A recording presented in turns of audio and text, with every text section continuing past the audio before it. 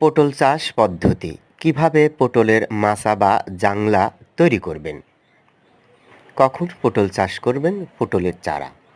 প্রিয় দর্শক, চারা থেকে চারার দূরত্ব 2 হাত এবং সারি থেকে সারির দূরত্ব 5 হাত এই নিয়মে পটলের চারা রোপণ করবেন এবং এ নিয়মে প্রতি শতকে পটলের চারা রোপণ করতে হয় মাত্র 40 পিস। আপনারা দেখতে পাচ্ছেন পটলের মাচা বা ঝাংলা তৈরি করা হয়েছে। একটি মাচার প্রস্থ হবে সাধারণত 4 হাত, তবে দৈর্ঘ্য আনলিমিটেড, অর্থাৎ যত দূর পর্যন্ত নিতে পারেন। দেখতে পাচ্ছেন একটি মাচায় সুতা দেওয়া হয়েছে 7টি এবং মোটামুটি 8 হাত পরপর পটলের মাচার খুঁটি তৈরি করা হয়েছে।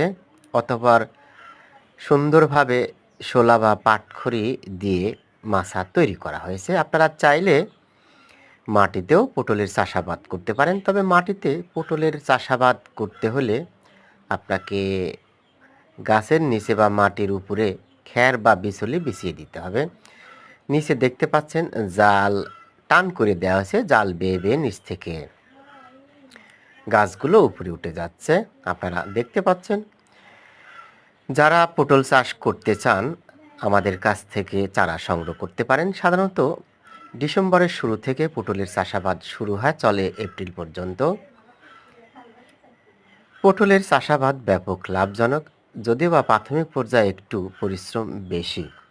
তবে বর্তমানে 33 শতকে প্রতি সপ্তাহে ফুল প্রোডাকশনে মোটামুটি প্রায় 20 মণ হারে পটল সংগ্রহ করা যায়। ভালো